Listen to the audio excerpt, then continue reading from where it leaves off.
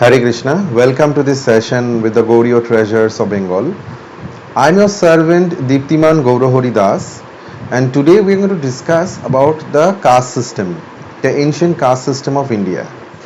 So as per Sanatan Dharma, a human being can be classified into four Varnas or castes. They are the Brahmanas, the priestly class, the Kshatriyas, the kings or the administrators, the Vaishyas or the merchants, and Shudras, the workers. This classification is based upon the individual nature or a person's inclinations. So based on one's varna, a human being can be assigned some specific occupational duties. Hence everyone has a prescribed duty as per his caste or the varna in the Varnashrama system. So the idea is that those who execute their prescribed duties according to the Varnashrama system, they live peacefully and are not greatly disturbed by the external material conditions. Parallelly to the castes, the society can also be divided into four spiritual orders. These spiritual orders are that of Brahmacharya, celibacy, Grihastha, the householder, Vanaprastha, the retired, and Sannyasi, the renounced. So if one executes his prescribed duty in both the social and the spiritual order, the social order is the caste system and the spiritual order the system of the ashramas, then the Supreme Lord becomes greatly satisfied. However, it must also be understood that the ultimate objective of this Varna system, the Varna and the ashrama, is to gradually purify one's consciousness so that one grows eligible to serve and please Vishnu, the Supreme Lord.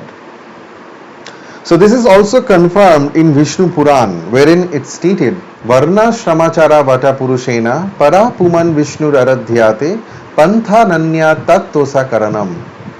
So elsewhere in Bhagavad Gita it is stated that all the actions that one executes in one's life, even if it is performing some severe austerities, they must be done to please the Supreme Lord.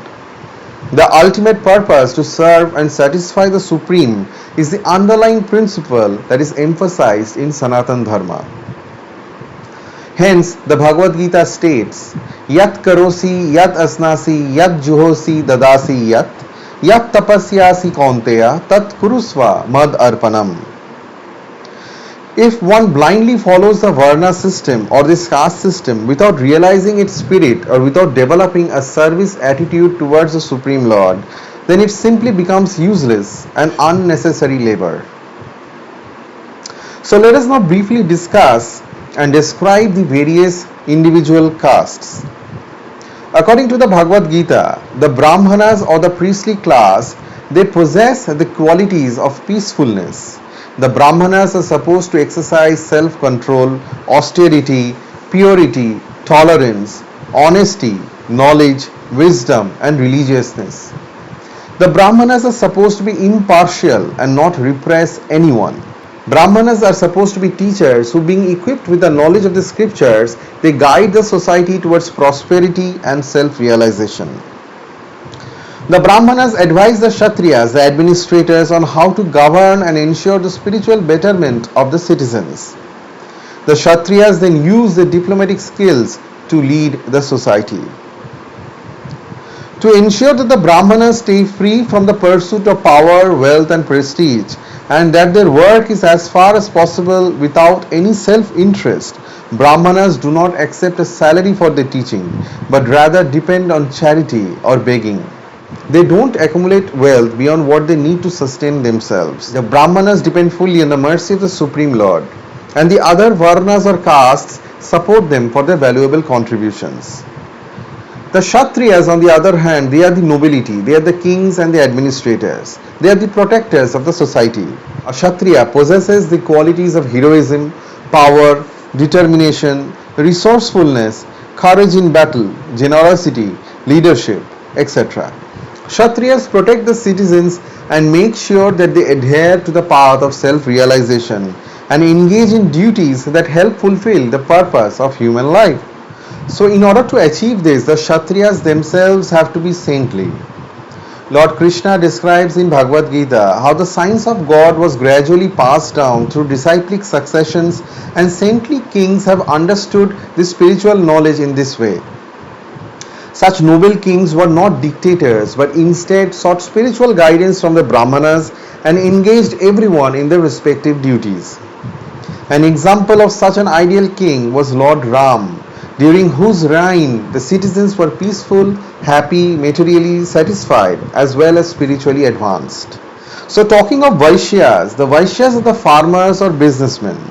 They are engaged in farming, in cow protection, and other businesses. They are responsible for creating wealth and prosperity in the society. The Vaishyas maintain the workers with abundant food and clothes. They trade ethically and pay taxes to the Kshatriyas. The Shudras are employed by other castes. According to the Bhagavad Gita, the Shudras offer their labor and service to the other Varnas. Hence, they depend on the other Varnas for their maintenance.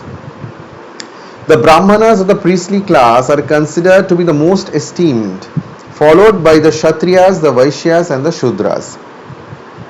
So, this has been confirmed in both the Shruti and the Smriti scriptures. Now, let us arrive to the most important question. Does birth determine one's caste? If we take the example of, say, a Brahmana, the question arises as to who is a Brahmana. Is the living entity the Brahmana? The body the Brahmana? The caste, the knowledge, the religiosity of these, which is the Brahmana?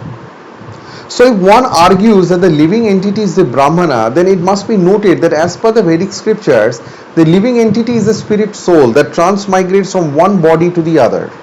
Sometimes it occupies the body of a Brahmana, sometimes that of a Kshatriya, sometimes of a Shudra, or sometimes even that of another animal.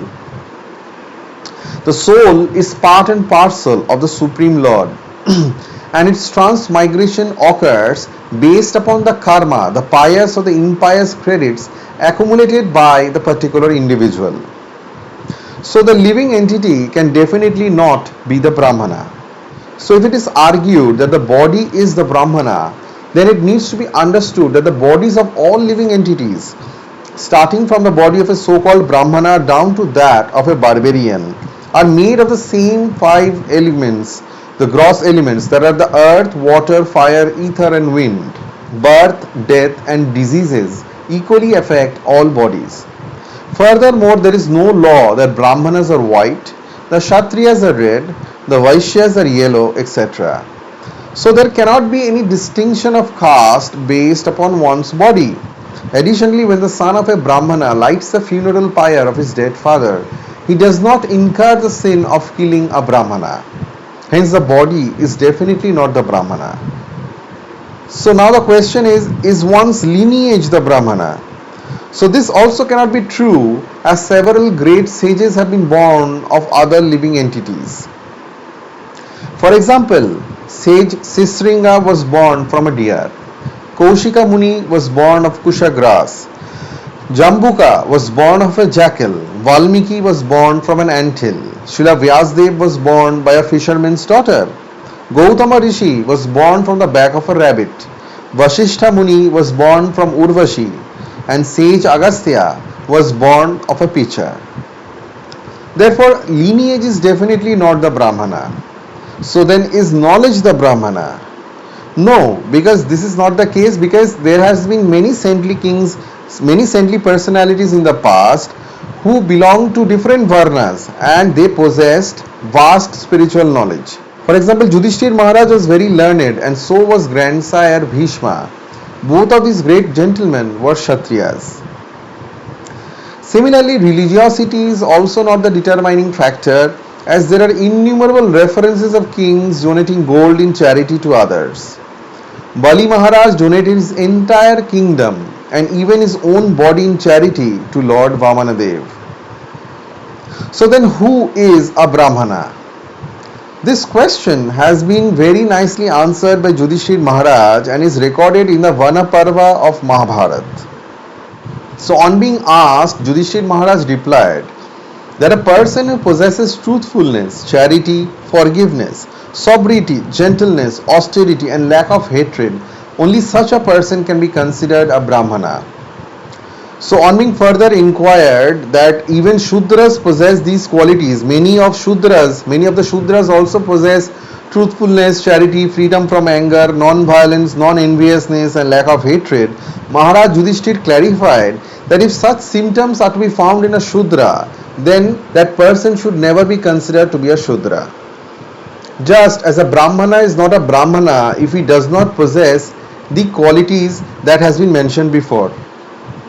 So only a person who is endowed with the characteristics of a Brahmana can be called a Brahmana. Otherwise, he is simply a Shudra.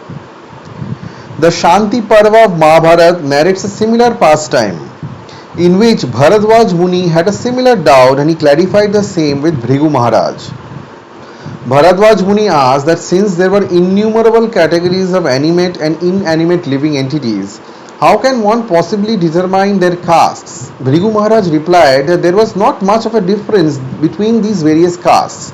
When Lord Brahma initially created the universe, all the living entities were endowed with godly qualities and they were all Brahmanas. Later on, as the living entities became degraded in their consciousness, they attained the designations of different castes. He went on to explain that when the Brahmanas commit violence, when the Brahmanas speak lies, they become greedy, earn their livelihood by any and all means. When the Brahmanas lose their purity by committing sinful activities, then they also become degraded into Shudras. Hence, it is the quality and not one's birth or lineage determines one's Varna. So one who realizes the self, who is always satisfied, devoid of faults like lust and anger, possesses qualities like peacefulness, self-control, thirst for material enjoyment, illusion, and is untouched by pride, false ego and so on. Such a person is a Brahmana.